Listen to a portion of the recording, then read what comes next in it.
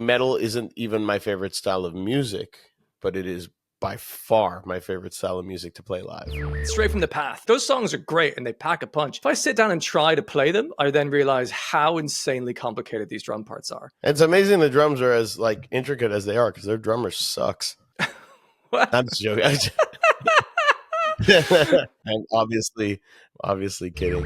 When you're writing new music, do you think, how can I do something that I've never heard before or no one's thought of before? I don't think I could care less about being original. About 14 years ago, I was in a ska punk band. Now, stay with me. We were about to play a gig in Leeds, and the sound engineer was testing the speakers in the venue by playing the most insanely heavy and chaotic music I'd ever heard. And I asked him, "What is this?" He said, "This, my friend, is Periphery."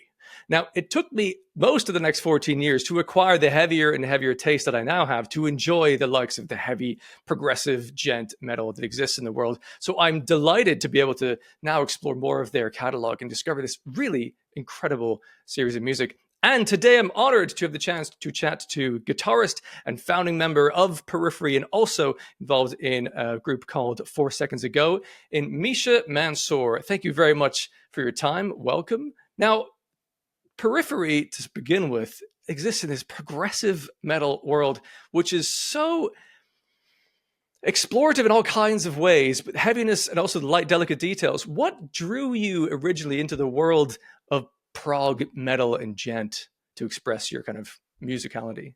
First off, I gotta say, what an intro. Thanks for having me, man. Pleasure. Yeah. So to get to your question, what drew me to the heavy stuff, I guess, or you know, I actually think I like a little bit of everything. I think it may be a better way to frame it is, and that's kind of what I always wanted with Periphery. Also, I don't know if you can hear my cat meowing. No, you can't. But Echo also, it's fine cancellation's doing if the it trick. Because I can't let him in because he just chews up all my wires in the studio. But like he's just meowing at the door. He'll stop, but like he'll give up Not in a like problem. a minute. But like it's just funny. Anyway, sorry to get distracted. You're grand. But yeah, I don't know.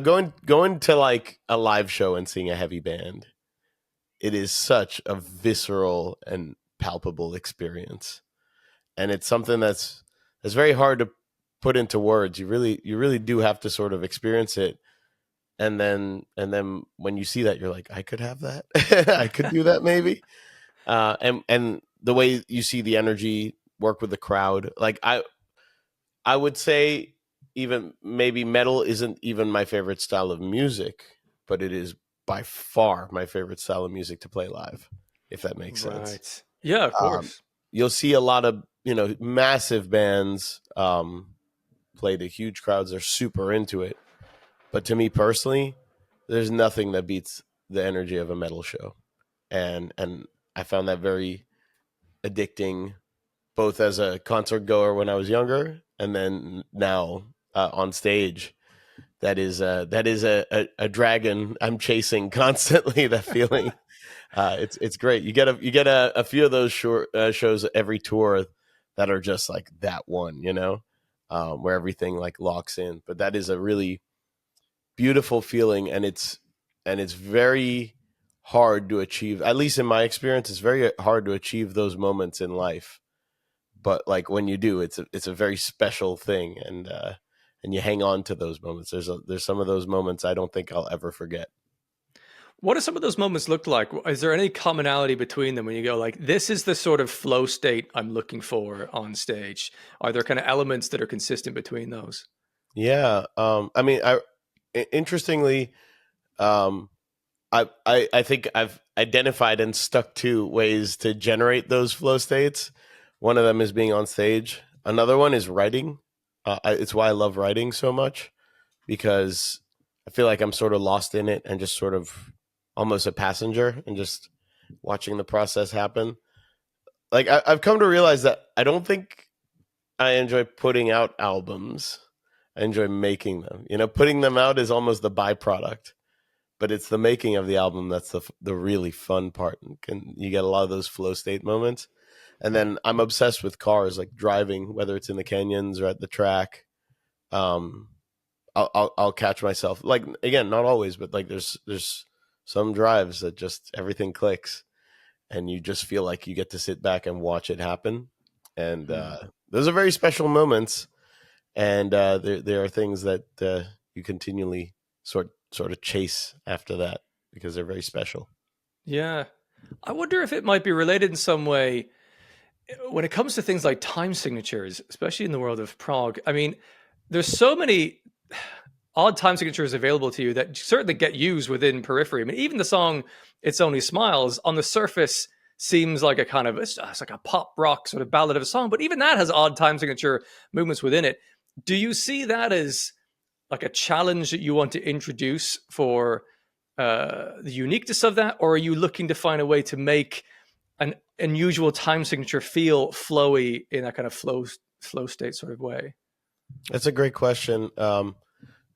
And I get that sometimes where people sort of approach it. It's so funny because I'm approaching it from such a different perspective. So it's always interesting when people see it as something different than what I'm going for. And I think all the guys in the band, we're very collaborative. It's one of the things that we're definitely all on the same wavelength about, is it just needs to sound good. If something's odd timing, it's just because that was the correct amount of notes. To me, like 4/4 is awesome. 4/4 is the best. 4/4 and 6/8 are like incredible, Yeah. at a very universal sort of things. Syncopating within them is a lot of fun. Like Meshuggah, my favorite band in the world. Right. But yeah, like odd times. I think because I listen to a lot of progressive music, sort of desensitized to how jarring odd times can be, and then Mhm. sometimes I don't feel limited by the box of 4/4 or like sort of more common times. And if there's a correct amount of notes, I won't be tempted to fill with extra ones to hit that 4/4. If that Right. makes sense. But I do think it needs to sound good, and I do think you raise a good point. Is odd time signatures can sound very very jarring and angular sometimes, and maybe not the most musically satisfying. Just more like an exercise. So um, to me, it's really important that odd time signatures sort of always have a purpose. Like they don't draw attention to themselves. If anything, I would love to flatten them out to where you might not realize they're odd. The goal is never to be technical. If it happens to be technical, great. Then the musicians will like it. But I don't think there's much value in technicality for the sake of technicality. Personally, at least. I entirely agree. I think that's why the Periphery is such a loved band, is because of that, the finesse to which that stuff is executed. Because the example I used there, "It's Only Smiles," I didn't really twig that it was odd time signatures the first time I heard it. I don't think I really noticed it. It sort of felt like a natural loop within it, and it almost adds an accelerator in the verses rather than a jarring thing. It's a very cool move. I am glad to hear that because I remember you're British, right? I'm based in London. I'm Irish, but my You're accent's Irish. like I American British or recognize the something. answer, the accent, because my girlfriend's Irish. But Okay, right. but but uh, but but I saw that you were based in London. Anyways, um, there's a band from Luton called Sixth. Are you familiar with Oh them? yes, I've heard some songs by Sixth. Right. They are crazy. So the thing that always got me about Sixth, and like when I listened to their first two albums, if listeners have not checked them out, was it "The Trees Are Dead and Dried Out"? Wait for Something Wild, which is their first album, and "Death of a Dead Day," which I think is their magnum opus. Especially that album does such a good job of being a great album that then when you try to learn the guitar parts, you're like, this is insanely technical. But it really does have that effect where you in my opinion, you see them as songs, right? Mm. Um, and um, and then if you happen to be a musician and you're trying to break it down, like much later, you're like, wow, I didn't realize how intricate, and like, I mean, really intricate. Some of those parts are insanely technical, like very, very difficult to play, but they managed to play both sides. And that was a big inspiration. Right. It's like that to me is the sort of way that's interesting, which is you know, try to write something cool and interesting. If it happens to be technical, it happens to be technical. But if it's simple, embrace that, you know? I think it's much harder to write something that's compelling and simple than it is to write something that's complex, because when it's complex, you have more to draw from. You can use odd time signatures, techniques, you know, all that fun stuff to differentiate. But if you could do it with less, I think that's maybe more impressive. Yeah, for sure. And if you are able to play in all of those other layers, it means that if you have an odd time signature and then you eventually release into a 4/4, it's like that dynamic shift can be really powerful in the journey of a song, which is very cool. And Yeah. I'm more a drummer than anything else. And my version of what you were saying about Sixth is a band they're going to be playing some shows with pretty soon with Spirit Box. It's Straight from the Path. The drumming in that, like those songs are great and they pack a punch. If I sit down and try to play them, I then realize how insanely complicated these drum parts are. And it's Yeah. like initially discouraging, but then you go, that's really inspiring. Like I've got this whole new depth to it. And it's going to give the music longevity because there's kind of Easter eggs within there you can unpack over future listens. It's amazing the drums are as like intricate as they are, because their drummer sucks. I'm just joking. I It's like, am wow, what a I'm moment. obviously kidding. Yeah, Yeah, yeah. he's a powerhouse. And it's a great example. Like some of those parts, it's actually an incredibly apt example, because some of his parts are literal exercises, you know, Yeah. but you don't realize it until like you kind of listen or until you see him play it. You see Craig Reynolds, like Yeah. if people don't know who we're talking about. Yeah, that's and that to me is a real skill. That is the sign of like someone who gets it, Yeah. in my opinion. You know, Yeah, like that. there's a drum break in a song called Fortune Teller, and I try to learn it. It's like it's literally a paradiddle across like two Yeah, drum parts. I'm like that's a routine exercise you would do, and he's then designed it in a new way, and it doesn't feel like it's an exercise or a rudiment. It feels like a groove. It's very cool. another drummer who does a lot of stuff like that extremely tastefully. I'm sure you'll agree. Is Mario. Oh yes, yes, yes, yes. I From only need to say his first name. I love yeah, it's the that. mark of a great drummer. You can say Eloy. It's like yeah, we know who Yeah, that yeah, is. Like yeah. Or yeah, Eloy is the, you know, maybe the greatest. I don't I know. mean, what's tricky is there's lots of Mats, but you know, There's too Halpern is many an Mats. incredible, They all just incredible become drummer. last names, you Yeah, know. yeah. Halpern is sensational, an amazing drummer. Garska, you know, like Yeah, Garska is. I feel like we're witnessing something very special, like when you get to see him play drums. You know, I yeah. think I can't decipher what he does. It is like having a fourth dimension somehow. It's yeah. mad. I mean, I think the thing that he does that is so fascinating to me is he reconciles to. So I started on drums, so I'm a big drum Okay, snob. You know, I just wasn't good enough to play in Periphery, so I few would switched. be, I think. I played the first few shows because we couldn't find a drummer, and I was Okay. like, I need to be the guitarist in this band because this is not going to fly. But I love drums. They're maybe the instrument I love the most. And I'm a real snob when it comes to drummers. I'm very picky with my drummers, and it'd be interesting to get your take on this. But like, I feel like the one thing that Garska did, which maybe now you're seeing more of, but like when he popped onto the scene, I really didn't see anyone who reconciled the two worlds of like the very like shed influenced like gospel chop side of things, which is very much one flavor, but kind of always like 4/4, always, you know, even when you're doing the crazy subdivisions and metric modulation or whatever, which, you know, the gospel guys always doing like the most tasteful ways and with the Mhm. most feel and groove. It's always within like 4/4, 6/8. And then the Berkeley side, which is the very sort of nerdy, like I can subdivide anything, I can think about everything, but it's usually very stiff.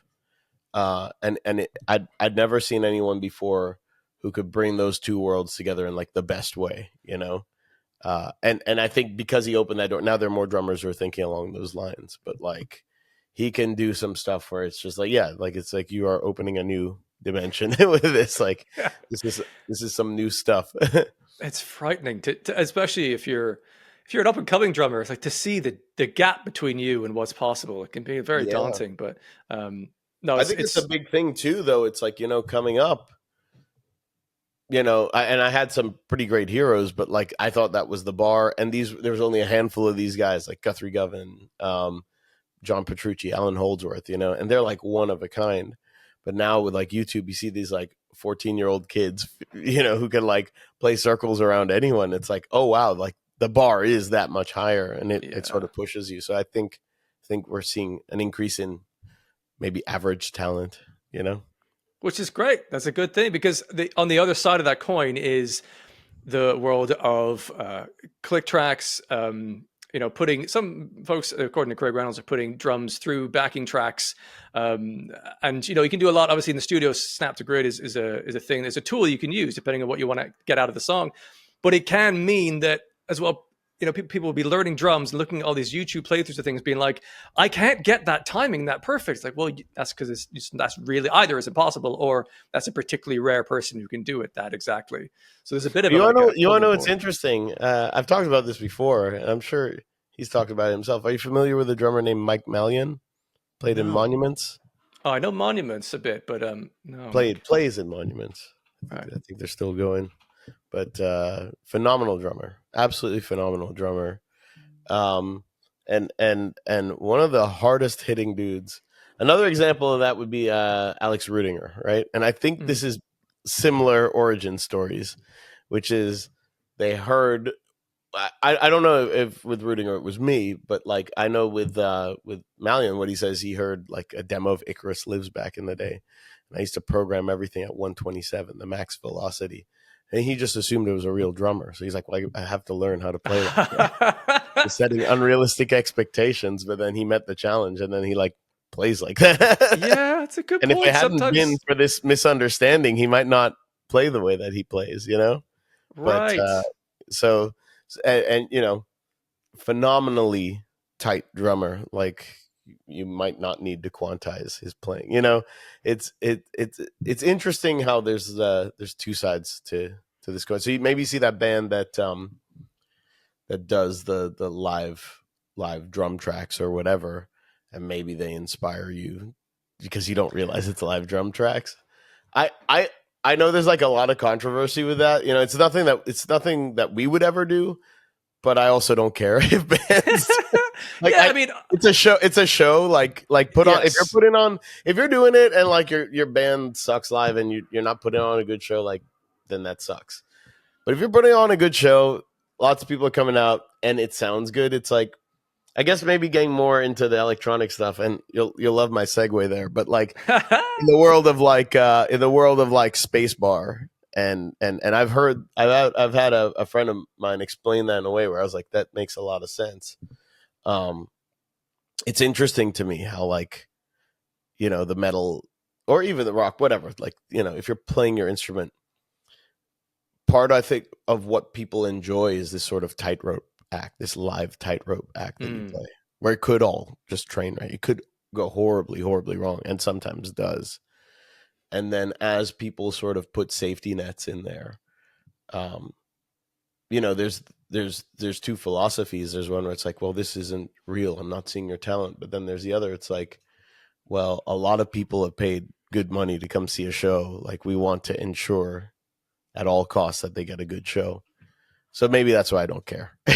Yeah, and I was caveating and cushioning it as I was saying that like sometimes that is a choice as well. If what you want from your music and your band is to be like industrial march tight, then you were going to want to have that represented live in some capacity.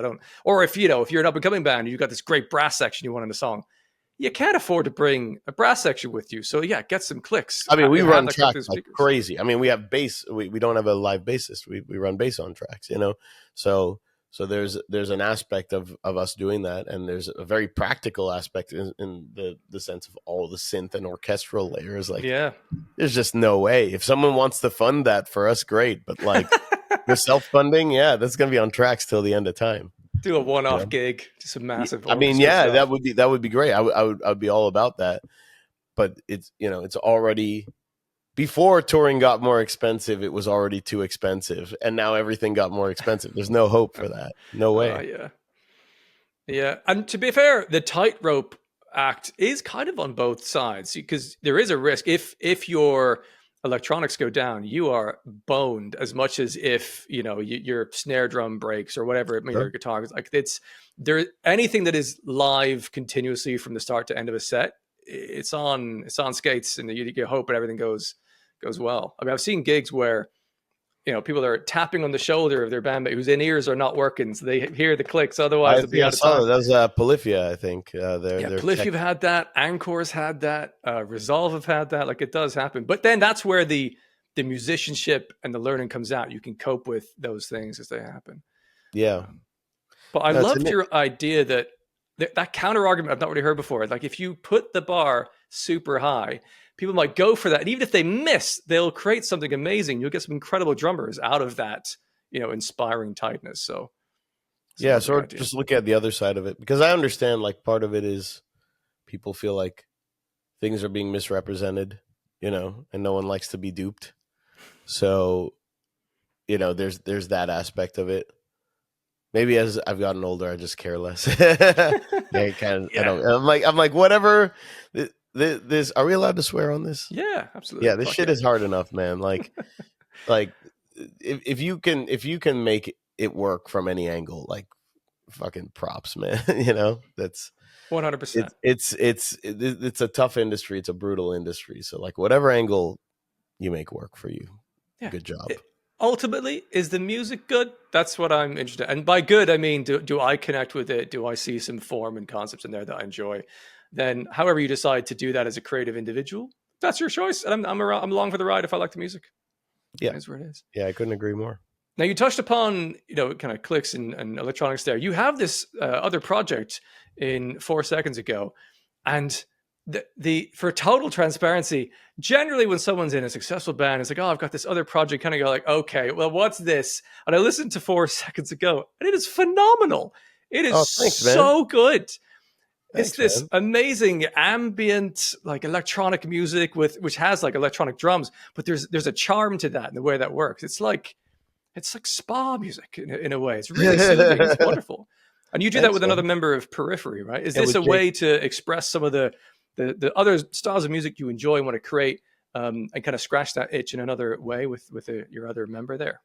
Yeah, that's exactly right. It's like I said, like we want everything, and we play around with some of this stuff with Periphery, but Jake and I have always been Jake. Jake, by the way, is like other than me, the oldest member or the most original member of Periphery. We've been friends for way too long at this point, and we connected over loving the same music and having great writing chemistry together. So those two things just led to like us both loving electronic music and being like, well, we don't know anything about making this, but it'd be fun to try. And we're both sort of we're very bad at reading the manual. so so our best way sometimes is just to just dive in. So that first album that we did is us being like, we don't know how to make electronic music. We know nothing about it, but we have a bunch of gear. Let's play around and see what comes out, And it's very sort of I'm proud of that album, but like it's dated to me and it's naive, but it has its charm because of that. This one that we're putting out now, like we've learned a lot. Like now I think we obviously still don't know what we're doing, but like we know a lot more to where if we set a goal or if we're chasing a vibe, we can actually hit it as opposed to the first album where it was like, let's try this. And it's like, well, that came out completely different, but it's still cool. So I'm happy we have a song. Yeah. This one, it was kind of like we are at the point now where we can, chase a vibe and actually achieve that to some degree. So I'm extremely proud of this album. I can't wait for the whole thing to be out. We put out a couple singles so far, Bump the Lamp and Muse, and I think we have one coming out. I don't know when this is going to air, but next We can week. figure that out. But like, yeah, soon. Maybe it'll be out. It's called Trail Breaking. So like, maybe that's a preview. Maybe it's already out. I don't know. We'll Okay. find out. We'll see, yeah. But and then the album comes out February. I should know the date off the top of my head. February 24th or something or 21st, something like that. But we're on tour, so that's why I don't know. but Fair um, enough. but like yeah, it's fun to have these itches that you get to scratch, and we kind of use our side projects to do that. Sure. You mentioned there was a bit of a gap between what you wanted to create and what actually came out. But having been involved in producing and in Periphery for so long and programming drums and the rest, where was the gap for you? How did that manifest itself? Because was it in the kind of the drum side of things, or is it how you create using synth and electronics, the kind of sounds you're going for? What was the thing you had to kind of level up on? Well, on the first album, it's like we don't know anything. It's such a different approach. Even the arrangements, like the first album, especially sounds like an electronic album made by two like prog metal dudes. You know, What a like surprise! the arrangements are very much like prog metal songs, and there's nothing wrong with that, but it's just that's what it sounds like to me. Um, and there's a lot of sound design stuff like mixing it. I had to mix both albums. I hate mixing, by the way, but It's a sometimes skill you I just never gotta, learned. sometimes, oh man, it's you know, I hope if you ever learn it that you love it. But it's more of a utilitarian thing. It's just it's cheaper if I do it, and I can sort of ensure that it sounds as close to what I hope it sounds like.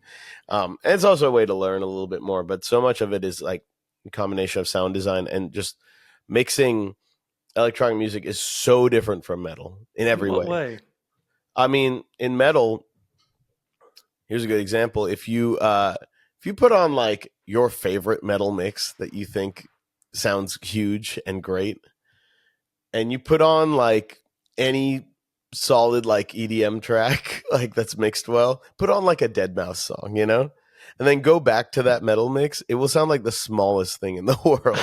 You can use all these Okay. frequencies. Like metal is all about like damage limitation, in my opinion, because you have a lot of distortion that is very unfriendly. It's not like nice pure distortion. You're working with very weird source tones, and everything's fighting for space. Everything is always fighting for space, and nothing is really living in like its natural range of frequencies. You know, you're always cutting and sort of spectrally fitting everything into everything. For example, guitars love mid-range. Well, guess what else loves mid-range? The snare drum and vocals. And they're all fighting for those frequencies, and you're just trying to carve Mm. everything around because everything, you know, you want to hear your snare, of course, and you want to hear your guitars, and you want to hear your vocals.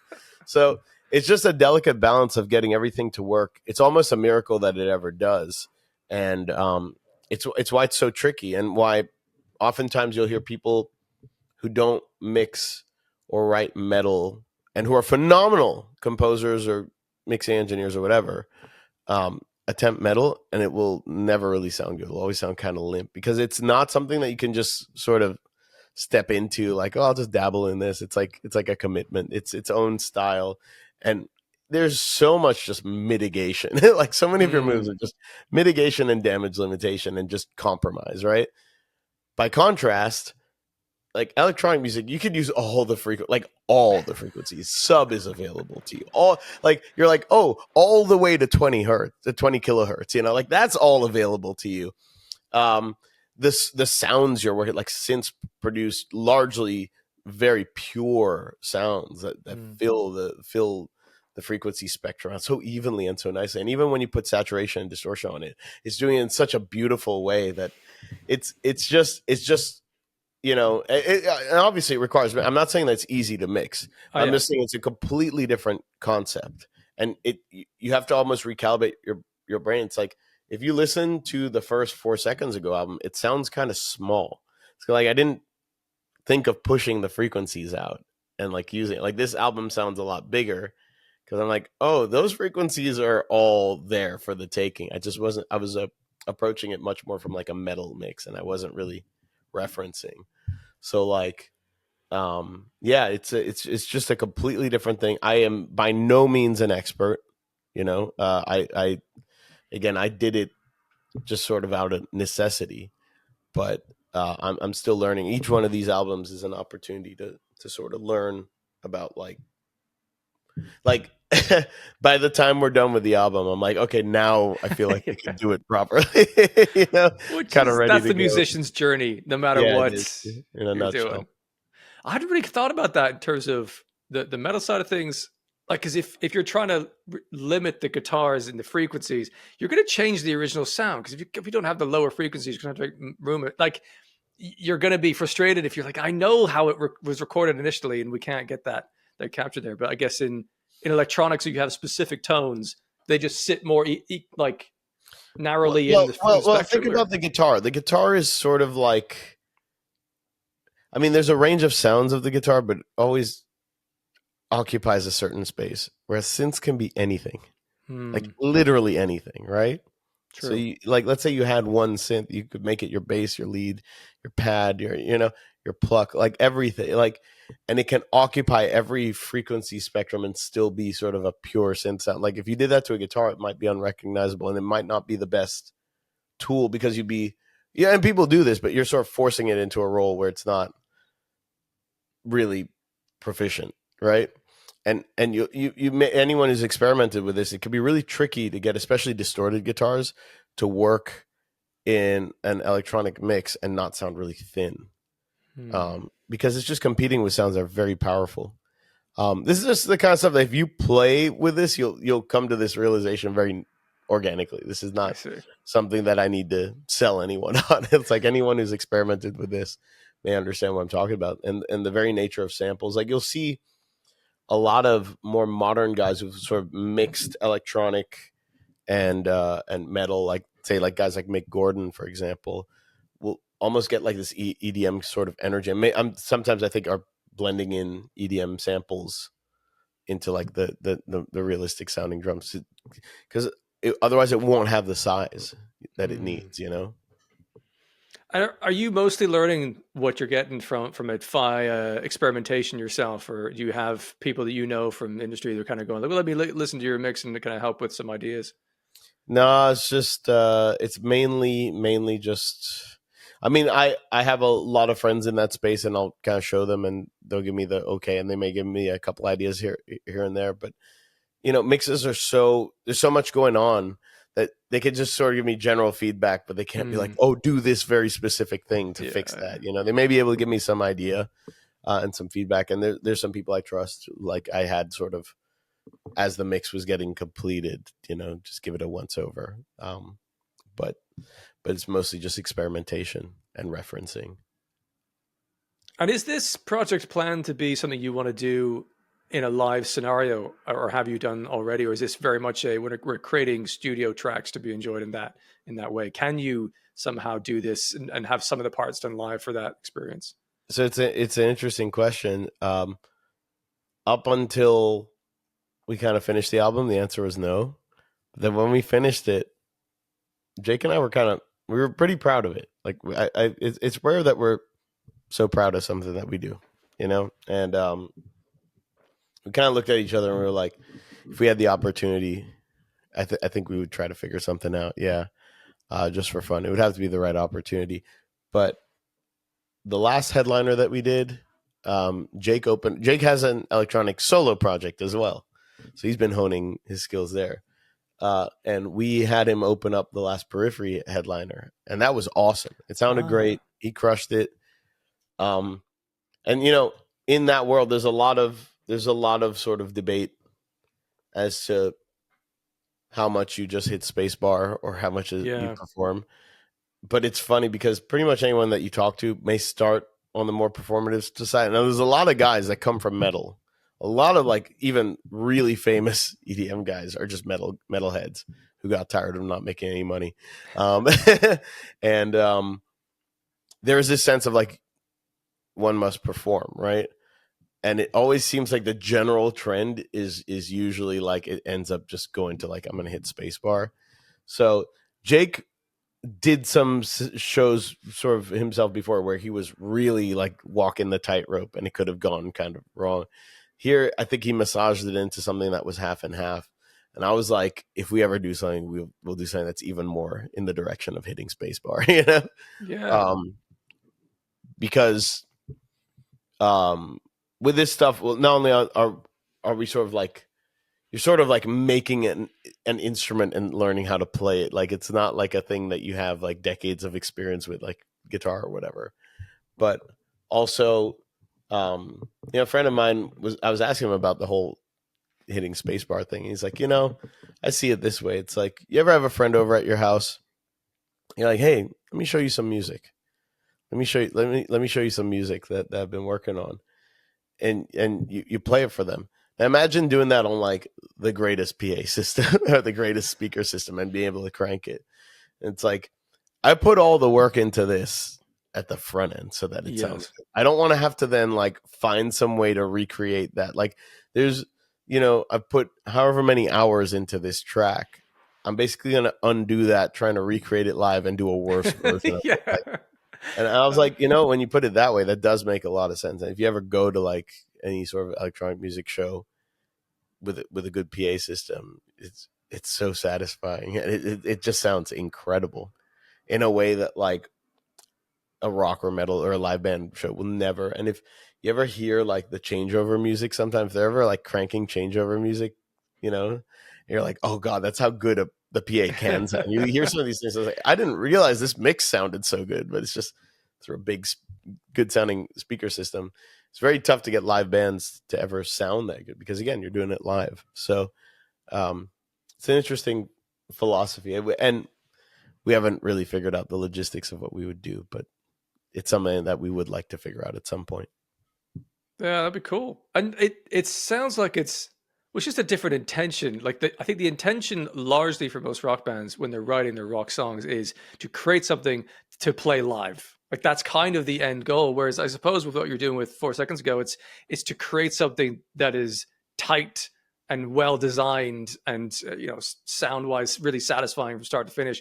Which then, if your intention is for people to enjoy that in a large setting, you want to stay as close to that end goal already, and that's going to be where the decisions are made. And I imagine people going to more electronic music shows, they're not really going to, well, I really hope I see the person doing the scratch. Like it's kind of, I want to enjoy this music at volume 12 with some mates and have it sound as powerful and hard hitting as possible, right? Yeah, I was actually having this discussion. I have a buddy who's phenomenal talent, and he's really into Eurorack modular stuff, if you're familiar with that, which is a rabbit hole that it's a really obscure and expensive way to do synthesis, and you're patching everything, you're buying your modules and whatever. It's very complicated, and he'll do that. He'll do his live show like that. And I mean, it's the kind of thing where certain people just like do that and improvise and like build it live in front of people. But it's such a chaotic thing, it's very different from writing something. You're almost like discovering it as you go, and reacting to it. So it could be terrible, right? And Yeah. even he was telling me, he's like, he has a lot of stuff baked in because like he tried to do the more live stuff, but he's like, no one knows what you're doing. They're just seeing that, you're just standing behind this big machine you've built. No one knows. It's not even like playing guitar where you could see the fretboard and you're like, oh, he's playing that. It's like this, like you might as well be hitting spacebar and just to make something worse. So he's like, even he's sort of making stuff, and then saw him perform and it was like, oh, that's incredible. How are you doing that? It's like, yeah, like this is not stuff that could easily be controlled or done in a way like to do reliably live every time. So there's some stuff that has to be baked in, or it's designed very carefully. So there is interaction on his end, but it's very strategic, it's an interesting thing to think about. Because that would be the side of like the electronic scene that is the most performative, I would say, in some ways, Right. Yeah, I've seen the last time I saw Tool play live, Danny Carey did this whole mad drum solo thing. But part of it was this like wall of plugs and wires that he was Yeah, twisting dials. that's a modular system. Right. Which I totally relate to your point that it was really impressive once you clocked that he is live making this, measuring it. Yeah. But it actually wasn't very visually impactful because you kind of, he could be doing anything. You don't really know. It could also be a mime. Like that's how much abstraction there is between what they're doing. If it had been a backing track, most people wouldn't have known the difference. You know what I'm saying? Yeah. So that's where it's more like, what are you getting out of it? Or is this something like I did on the last headliner, I did a little modular jam with Matt, our drummer, as like a little break and as a way to challenge myself. and that was fun. But that could absolutely train wreck. That was not on the rails at all. That was just like, let's see what happens every night. But we could have done a pre-recorded thing. I think a lot of people would not have known the difference, but that was more like a challenge for myself, and it was fun. Like, that was what made it fun. It was more like a self-fulfilling thing rather than something that was specifically for the audience, you know? And sometimes that's the goal. Sometimes Yeah. it is, we do something that will be fun for me.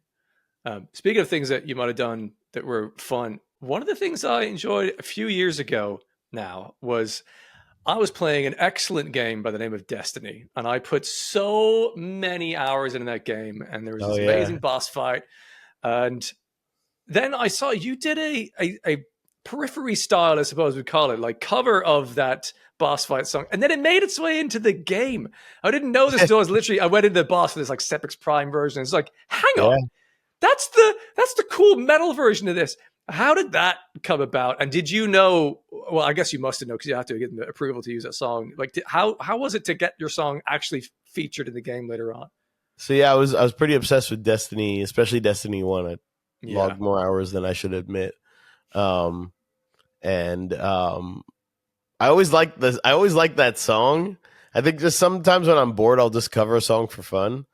And it's sort of like ear training for me. So I always just try to get it very accurate. And I was like, it'd be fun to see if I could get like all the. Cause it's an orchestral song, yeah, and this is also around the time I was like kind of playing around, starting to play around with like orchestral plugins and whatever. So I was like, I'm gonna do the opposite. I'm gonna try and interpret this as like a metal song and try to get every layer and everything correct. And I was like, and I'll always have the track there as reference. So I figured out the tempo and everything, and I was just referencing it constantly to get everything right. And I just did it for fun. But as a result, it happened to be like a 1-to-1 arrangement of the song. As you know, like right, these things are dynamic in games, right? So like as things develop or certain things happen, it'll trigger certain parts or loop certain yeah, parts. And this is like programmed in. But the reason I'm mentioning this is because effectively I had created like a drop-in song. Like you could literally just drop it in and it would work just as well because it was like 1-to-1 for tempo and arrangement. And I did it for fun. I posted it, people liked it, and that was it. But then I found out I think it was Rise of Iron. They were like revamping some bosses, and they were like, yeah, we're doing this Sepiks Prime Redux. We could just throw your song in there, and it was, I think it was very low effort for them because again, they could literally just rename the file to the other one and it would just work, you know. yeah. So they were like, yeah, can we license this from you? I'm like, yeah, sure. let's do it.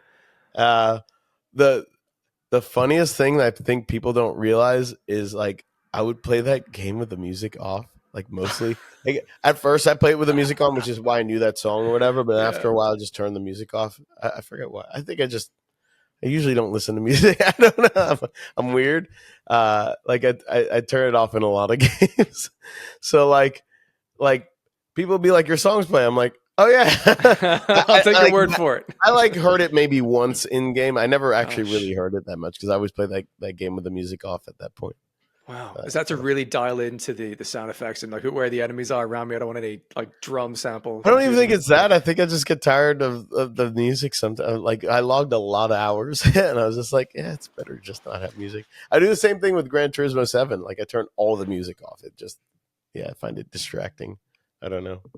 Also, you fill a lot of your life with music, so you know if you're trying to have some downtime in your day, you might want to have a bit of quiet at the same time. I'd imagine. I always tell people this, like I think they're surprised. They're like, what music do you listen to? I'm like, I don't really listen to a lot of music. like like in the car, like people think I'm nuts because like I don't listen to music in the car. Like it's either silence or podcasts. Like that's Right. that's it. And I mean, to get into that a little bit deeper, it's like, to me, I think I ruined music for myself a little bit. It's like music for the most part, unless I really don't know how it's made, just ends up becoming this analytical exercise. So it's very active and kind of tiring. Mm. And that's great if it's something I love or it's something I'm trying to break apart. But I've lost the ability to listen to music passively, which is maybe kind of sad. And I wish I could do that, but like either I'm ignoring it or I'm like analyzing it, and there's no in between. So I don't find like if I have it on in the car, it will make the journey longer and Oh more wow. arduous because I'm like it makes minutes take longer. It doesn't make the time pass faster. If I listen to a podcast or like comedy or something like that, that makes time fly, you know. Right. But Because it's asking your brain to not, to be active and yes, analyze, I guess, yes, automatically. exactly. And I don't rightly know how to turn that part of my brain off. So maybe that's Yeah. one of the curses of knowing how the sausage is made.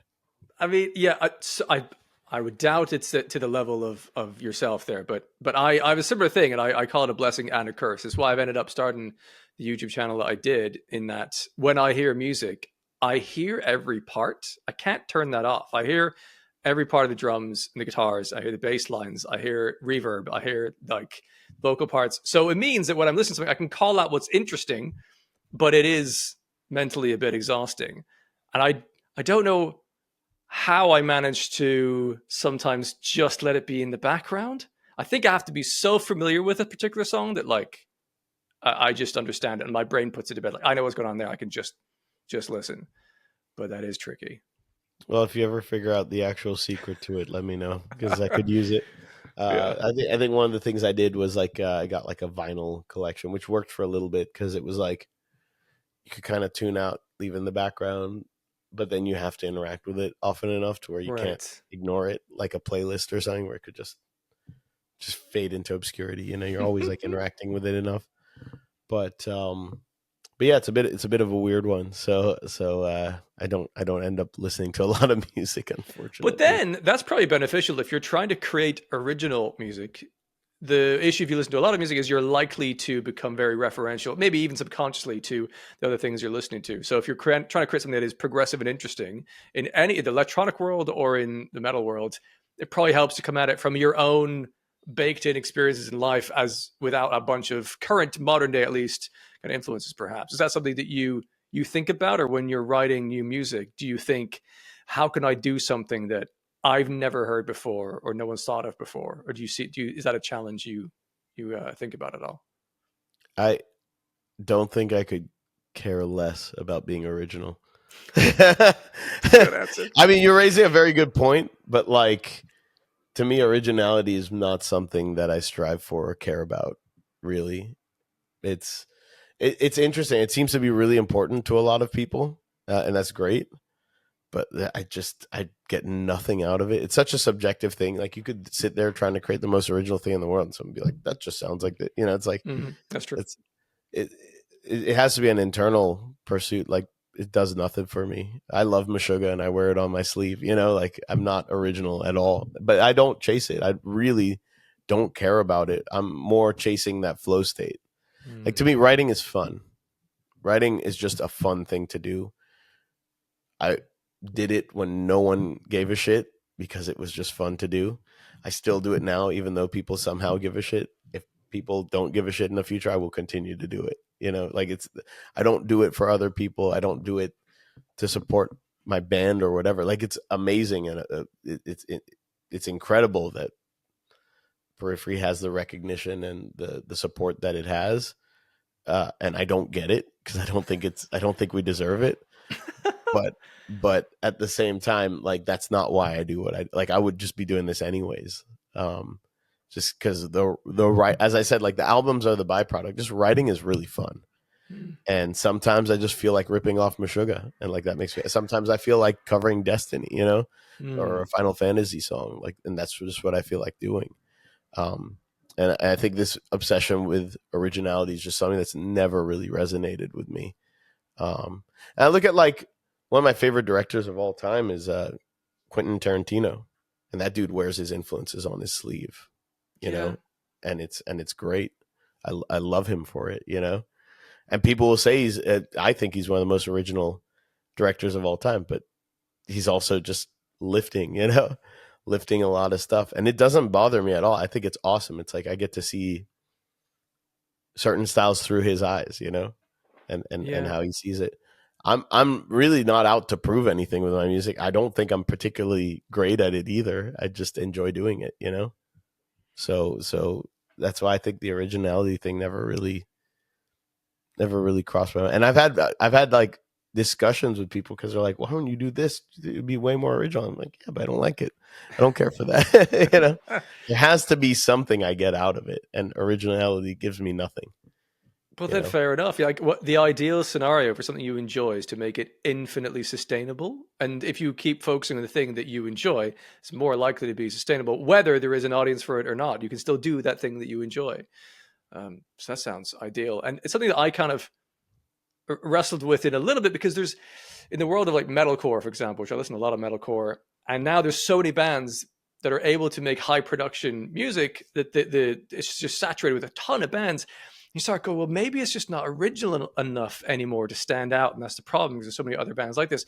But there are absolutely metalcore songs that come about that are not original, but I adore them. There's something about how they put together the melodies and the structure. It might be predictable. It's like, but there's something different within it, something connective for me that I enjoy. It's not the originality. It is actually, in a way, how much they stay to the form of the thing that I enjoy.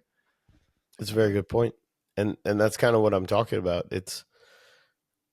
I'm chasing something even more abstract, which is just a feeling, and it's a very simple one. Is this cool or is it not? If it's cool, let's run with it. Let's see where it goes. If it's not, can we fix it? If we can't, ditch it.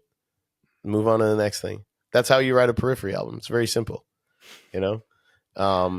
And that's why we're all over the place. That's why we sort of explore whatever we want, because there's no real guidelines. It's like, yeah, if we're gonna do a super heavy thing, or we're gonna do this weird synth pop ballad, like who cares? If it sounds good, puts a smile on our face. Was it fun to write? That's about it. Like, I couldn't care less if it was original. I couldn't care less if someone was like, that just sounds exactly like this or that. Cool.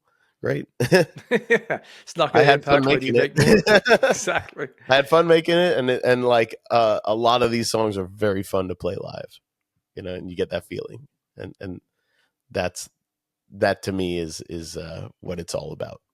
Well, that's glorious. And speaking of fun moments, it completely blew my mind when I first listened to it, and it still does every time I hear it now. The song Wildfire, and it goes Ah, into this jazz moment. Like, I was so unprepared for that, and it was so beautiful. It was gorgeously, and then the sax comes in. Like, was that another moment of like, wouldn't it be fun to just completely take a handbrake turn here and go into something else that's kind of unexpected? And how much of that section were you writing from your point of view, or is it kind of like, well, do we know a bassist is going to come in with a different line? How does that come about? so that's actually a fun story. Um, and I should preface this by saying, like, I'm very picky with arrangements. That song's also a lesson of just sometimes just trust your ears, because that song breaks a lot of like sort of rules that I set for myself, that I'm like, never do this, never do that. I'd hate it when bands do this or that. It breaks a lot. Like, that song should not work arrangement wise, and kind of doesn't, but I love it. So so fuck it. It works. It It's a works for great me. song. Um, and I am very proud of that song. And that song sort of started out. Well, it started out as one thing, but like there was this chorus, or there's this chord progression that we did on Juggernaut, and it was a song that we like. Spencer and I always like, our singer Spencer and I, like, we'd always like kind of regretted that we never really had a chance to develop it. It's a song called "The Event." It's just a small thing, but it's basically the chorus of Wildfire. And it was like, it'd be fun to actually do this, but it's a very strange chorus, or it's a very strange part, because it's 4/4 but very syncopated, and the chord changes are very strange. And I was like, what kind of weird vocal line is gonna I was like, we need a vocal line to flatten this, not to make it more complicated, but to make it seem less complicated than it is, to bring it home. And Spencer was able to craft the vocal line. I was like, sold. I'm sold on this. Now this has legs. And I think it was like one of the, we do like sessions. It was like the last night, and a bunch of people were leaving for the airport in the morning, and I did one of those things, like we like to call it following a thread, like which we trust. Like, sometimes you have an idea for a song or where it's going to go, but it takes on a life of its own. There was a point in time where we used to fight that, be like, no, but we said, and now we just learn to embrace it. It's like, if the song wants to go a certain way, let it go a certain way. It's the beauty of writing. It's one of my favorite things. Um, and everyone was kind of going to bed because they have flights. And I was like, give me 5 minutes. I just want to try something. So everyone's getting ready for bed, and I'm just sitting there, And I was like, it's kind of a like it's kind of a jazzy chord progression. Like I wonder what it would sound like just as a jazz section, but not even to be in the song, just fucking around, just because it'd be fun, like as a challenge, right? Um, and the guys heard me doing it, but they were all going to bed, and like 5 minutes turned into like 3 hours or two or I'll three bet. hours. It's not like 4 in the morning, and like now I've like programmed out this whole section with drums and like a piano solo and like which I just clicked in with the mouse, because I can't play like Nice. that, and it's this weird thing between like being jazzy but kind of electronic with some glitchy stuff. And I was like, yeah, this is fun. The guys are gonna like rip me for this. They're gonna, and I don't have any veto power in the band, so like it'd be the kind of thing where I thought everyone's gonna be like, yeah, that's fun, but like we can't do that. Like Nice, but that's no. yeah, exactly. Like good for you, but like we're not doing that. But I exported it and sent it to the guys. I think, and then everyone came back being like, "That's really cool. We should use that." I was like, "Really?" I was genuinely not expecting that. So it was just kind of on a whim. It was really on a whim. It was like a last minute, like, oh, I know we're all going to bed. I'm exhausted. It was probably like 1 in the morning or something like that. And I always get kind of loopy, and the loopy Mhm. ideas come out, and like things that are silly start to come out, or like just your brain shuts off because you're just too tired. Yeah. But I think there's some gold in those hours, and that was one of those examples. And then we just kind of ran with it. And I have another side project with Mark, which is our like extreme tech black death metal project called Haunted Shores. And we've had our buddy from Shining, this band Shining from Norway. His name's Jorgen Monkey. Always gonna say his name wrong, but incredible sax player. And he's the front man and singer and guitarist in that band. Um, and we had him do a solo on both albums. So I was like, let's call him and have him do like a nice, sexy sax solo for this. That's like the only thing it needs. This is after the piano solo, let's have him do a sax solo. That just set it off. He did the perfect solo, of course, and then that ended up being our weird schizophrenic song. Um, It's brilliant. oh, thanks. It was kind of by accident, and I didn't think anyone would like it.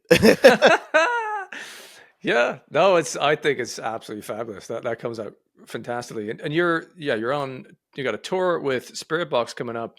If Oh you're yeah, going to play a song like Wildfire live, yeah. what do you do in that section? Do you, Take a do you grab break. some chairs, sit down? I cut the piano solo live because it's just like it's too long, so just go straight to the Okay, sax solo. But yeah, grab a drink. It's a little nice. break. So that's a So halfway through the set marker. Like, all right, let's refresh. no, we open with it. Okay, We're wow. gonna open with it. It's a good opener of a song. No, I mean, who cares? Oh Just yeah, take a yeah. little break, take a little drink. All right. It's how the song goes. So you gotta. We're not playing that part. I mean, Jake's playing like the guitar line, but like yeah, it's again, it's always like it's about what the song calls for. Mm. We want to do what's right. We're better off letting the backing track play for that than try to recreate that somehow. I'm not Yeah. gonna bust out a piano and start playing That's your that. next thing to learn how to do. Uh, Oh no, we're talking about walking tightropes here. It's like I don't need to be managing two tightropes. yeah, or One is wheeling on a baby grand piano like for exactly. your set. Yeah, that's the dream, man. That's the dream. Is someday have like production where you can actually recreate all that stuff. That'd be great. Yeah. But for the time being, and as a support band, especially, I was gonna I'm say, yeah, it's a not headlining. huge tour like that. I Yeah, mean, in London, the gig is at Alexandra Palace, which is a massive venue. I'm looking forward to that yeah, one. yeah. How are you approaching that kind of a support for a massive crowd like that in a different way that you would do your normal kind of periphery shows? I mean, we have a 45-minute set, so that sort of limits what we can do right there. Um, we're playing with two bands that are extremely good live bands, very heavy. So I think we're catering our stuff to be a bit more heavy. It'll just be fun, just a fun set. We're just try to do our best and bring it. But like those like both Spirit Box and Straight from the Path are phenomenal live bands, so they're gonna keep us on our toes, which I like, and it's a fun challenge. Yeah, for Um, sure. but yeah, you'll always try to cater a little bit, but I think what we just decided is like we want like a bit of a heavier set for this one, because I last few times I've seen Spirit Box, they've been very, very heavy live, Yeah. like shockingly So heavy. I was like, shockingly so. Yeah, they'll go. yeah, Like, I know at one point they played a couple of. They supported Korn last year at yep, this massive park in London, and they did a phenomenal set. And they would do 3 songs in a row, like they were the heaviest. Then they go, "Okay, we're gonna give you guys a break. Like I know it's been a lot. Like we'd have a little bit of downtime, grab a drink or something." And then they go into Holy Roller. You're like, "Come on!" Like they just yeah, kept going. yeah. Well, when they played with Corn out here, like I went in and saw them, and it was just like really, really heavy from beginning to end. I was like, Yeah, this fucking rules. it's great. And I went to the guys. I was like, we should do a heavy set when we play with them. That'll be fun. Sick. That'd be nice. I suppose kind of wrap it up here. I've really appreciated your time. Yeah, There's a thanks for having question me. that people in my Discord have been asking: is what is your favorite car you've driven? Because you're very into cars. You have one. Ooh, now we're talking. Now we're talking. Favorite car I've ever driven. Oh man. Okay. One that comes to mind immediately. This is for the nerds out there. A I'm gonna lot have of to people Google are not. this. I'm sure. Yeah, you're probably gonna have to Google this, and it might be even hard to find. There's a company called Gunther Works, and they basically do these resto mod. They take these older cars, 911s. You're familiar with the Porsche Porsche. 911? Yeah. Actually, they take these. They take 993s, Okay. that generation, and they restore them, but like modernize them, resto mod, right? Just Okay. create these works of art. I was fortunate enough to drive they had this production, so these cars, by the way, they're like $1 million, if not more. They're all custom. They take an Oh. old one, they build it to your exact specs. You throw as much money as you can at them. As uh, you can. and they'll take every dollar. And they had this like, but they always have these like tester cars. They had this test mule, which was really just like a chassis and like just to see how it drives. And driving that was phenomenal because I didn't. It sort of like it sort of raised the bar of what I could expect out of a car. If you don't know about cars, everything I'm going to say is now is going to sound like gibberish, but I'm ready. like I didn't expect a turbo engine to make me feel feelings the way that it does, because normally Okay. think of like a naturally aspirated engine as like a really good tube amp, and a turbo is like kind of putting way too many boost pedals in front of it to where you kind of Okay. ruin the sound, but you get a lot of gain, I guess. Hmm. And this was like one of the greatest turbo engines. It had a manual transmission, 700 horsepower, weighs probably about 2,300 pounds, which in kilos, I don't know, is like 37 kilos or something. And It it just weighs wants to nothing. go. But it was one of the most communicative things. You play guitar as well, right? Yes. So like, Fractionally. there's certain cars that sort of feel like have you ever played guitar live and you can't hear your monitors? Yeah. Yeah. And you're like, I guess, well, it's a good thing I practiced, but like Yes. can't feel anything. So there's a lot of cars that are like that. You're like, the performance is there, I'm not feeling You don't feel anything. connected to it somehow. You don't feel connected to it, and you're not getting much feedback. Yeah. And then there's other cars where you're like, I can hear it. I've got the best in ears ever, Mm. but they somehow have a vibe. I can hear every little. I can hear the change of pick attack. There's certain cars are like that.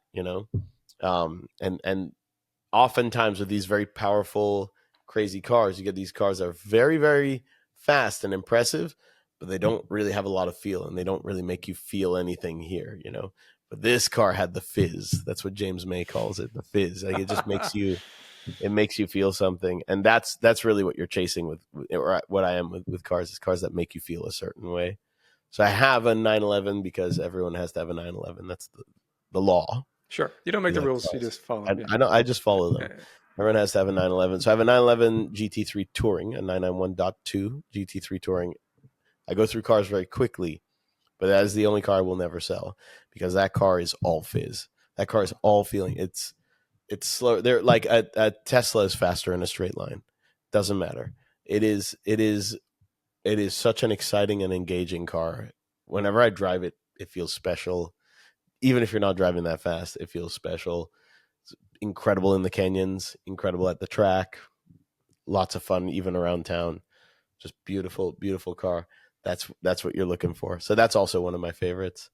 And what else? I don't know. There's a lot. There's a lot of great cars. We are, mark my words, we are in a golden era of cars. It always takes some hindsight to realize that, but in my opinion, we are in a golden era right now, and we will look back on this as a really beautiful time.